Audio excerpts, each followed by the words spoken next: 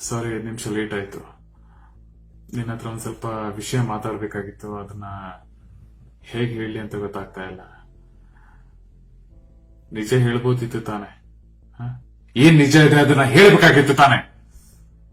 ನೋಡು, ನಾನು ಎಲ್ಲರ ತರ ನಾರ್ಮಲ್ ಅಲ್ಲ, ಸಿಂಪಲ್ ಹುಡುಗನೂ ಅಲ್ಲ.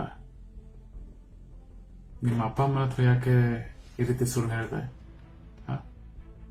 ನನ್ಗೆ ಗೊತ್ತು, ನಾನು ಹುಚ್ಚ ಅಂತ ನನ್ಗೂ ಗೊತ್ತು, ಅದು ನಿನಗೂ ಗೊತ್ತು. ಆದ್ರೂ ಯಾಕೆ ನೀನ್ ಈ ರೀತಿ ಮಾಡಿದೆ?